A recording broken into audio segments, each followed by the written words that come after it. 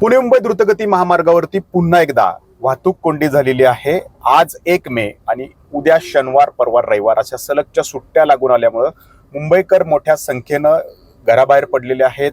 पर्यटन स्थळी असेल किंवा आपापल्या गावी ते निघालेले आहेत आणि त्याच्यामुळं मुंबईकडून पुण्याकडे येणारी वाहतूक जी आहे ती मोठ्या प्रमाणात ठप्प झाल्याचं आपण सकाळपासून या ठिकाणी पाहतोय।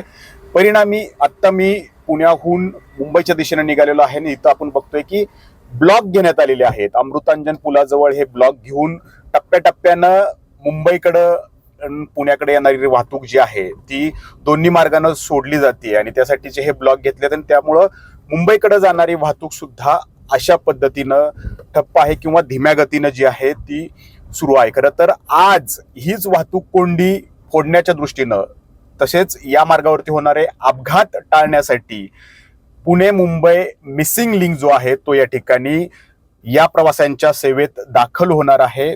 परंतु तत्पूर्वीच ज्या दिवशी हा मिसिंग लिंकचं उद्घाटन होणार आहे, लोकार्पण होणार आहे, तो प्रवाशांसाठी खुला होणार आहे, त्याच्या आधी सुद्धा पुन्हा एकदा या पुणे मुंबई द्रुतगती महामार्गावरच्या वाहतूक कोंडीत हे सगळे प्रवासी अडकलेले आहेत। आता ही वाहतूक कधी सुरळीत होईल याचा अजूनही उत्तर जे आहे ते या ठिकाणी मिळालेलं नाहीये।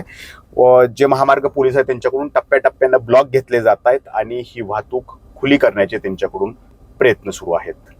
कॅमेरामॅन शैलेश जाधव, नाजिमुल्ला, एबीपी माझा एक्सप्रेसवे।